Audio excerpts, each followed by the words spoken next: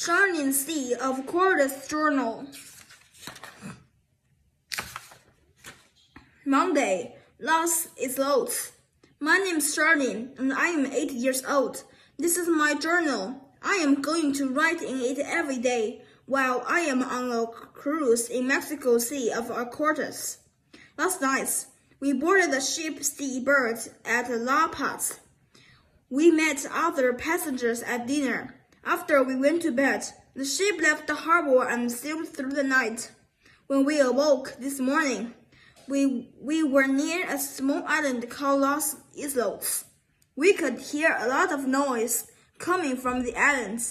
There were many chattering birds and barking sea lions. We had to have a safety drill before going to the islands. The captain explained what we should do if there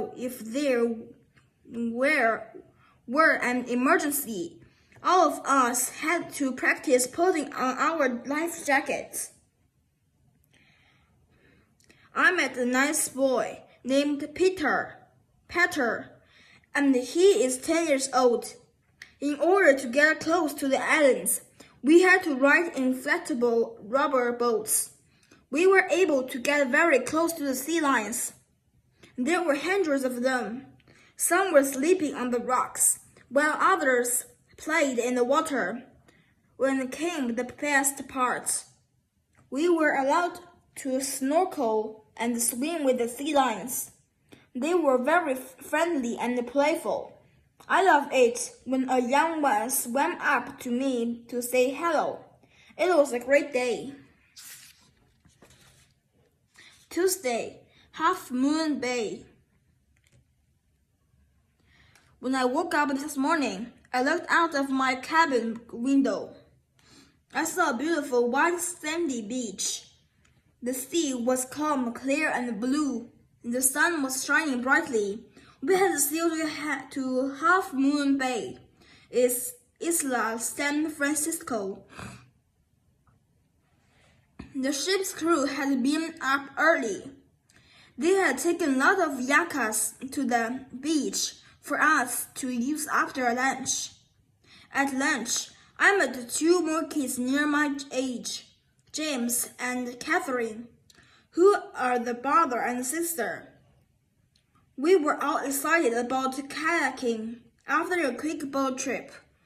We were on the beach. We were giving a brief kayak lesson, and then we picked out our yacas. Some were for two people, others were single-seaters. I went with my dad in a two-seater. I sat in the front. That is very strong. So we were soon whizzing along on the top of the water. It was great, but my arms soon got tired. I left it to Dad to get us back. After kayaking, I played with Peter, James, and Catherine on the beach. We made a huge sand castle and had swimming races. In the evening, we had dinner on the beach. The crew built a bonfire and we all gathered around. We ate hamburgers and fish tacos.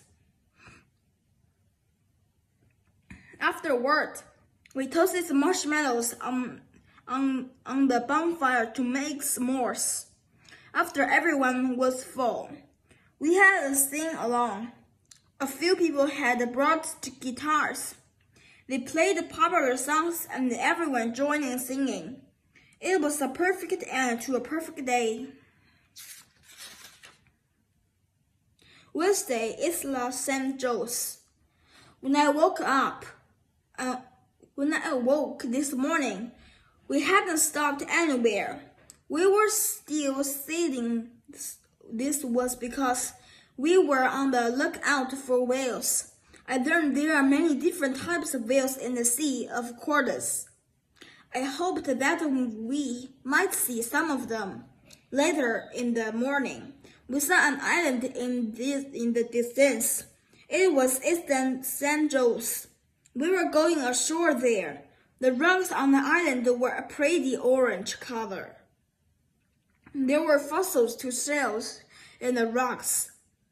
We even saw a fossil of a turtle that had died thousands of years ago. We went along a long hike. I saw a big hawk on a flower. It took this photo. The bug is called the tarantula wasp. I saw a bird repeatedly flying into a cactus. I quickly sat down to watch. The bird was feeding its babies. It had made a nest in a hole in the cactus. When we got back to the ship, a surprise was waiting. The captain invited Peter, James, Catherine, and me to the ship's bridge. The captain showed us all the instruments and explained how they worked. He even let each of us steer the ship. We were looking out for whales, but there were still no signs of any. I hope that we will be luckier tomorrow.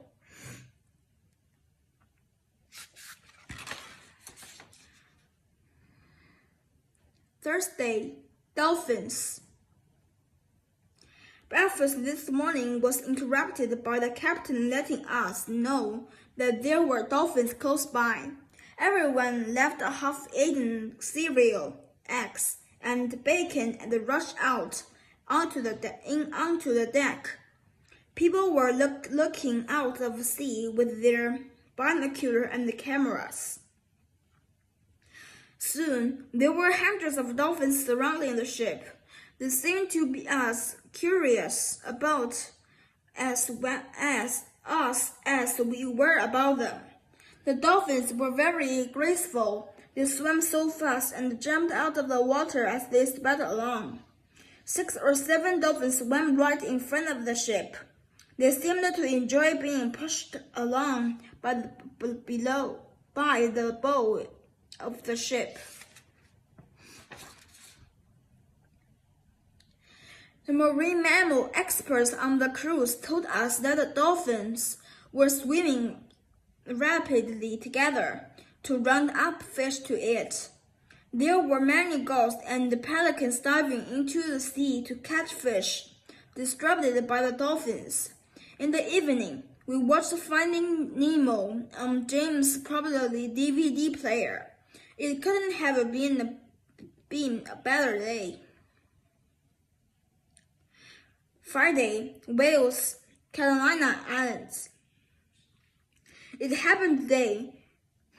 We saw whales. We were cruising along when I saw a kind of fountain in the distance. "What's that out there?" I asked one of the cruise sea animal experts. "It's a whale spout," he answered. "Great job. I'll ask the captain to head for it." Soon, we were next to the biggest creature on Earth, a blue whale. And not just one of them, but a pair.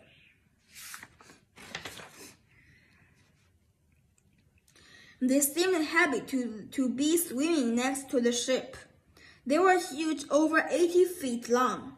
It was very exciting to hear them breathe out of their blowholes. A lot of them would dive down underwater. How long it stays under. It was about 8 minutes. We could then calculate when it would surface again. We had just enough time to run inside and get an ice cream cone before the whale surfaced again. We watched the whales for a long time, but soon we had to leave them. We were going to Carolina Islands. We landed on a pebbly beach at the Carolina Islands in the afternoon. Peter found the shells of some dead turtles. They were very creepy because their heads were still attached. They looked alive, but they didn't have any eyes. Saturday, Santa Rosalia and the La Rasta Islands. I woke up very early this morning. The sea was very rough, and the ship was tossing and turning on the big waves. It was a little scary, but Mom assured me that the ship was safe. At breakfast, everyone looked tired. The movement of the ship on the big waves and the reason that apparently had slept much. The sea was calmer when we pulled it to a harbor at Santa Rosalia. This small town was where the ship stopped to pick up supplies and fresh water. Santa Rosalia was once a mining town, although there is no longer mining. There are lots of old deserted buildings and rusty equipment still around. In the afternoon, we sailed on and landed at Isla Rosa. Every spring, hundreds of thousands of seabirds nest to these islands. We had arrived at the perfect time because the birds had just arrived on the islands the day before. The birds are mainly hermits gulls, elegant terns, and royal terns. The noise they make is deafening.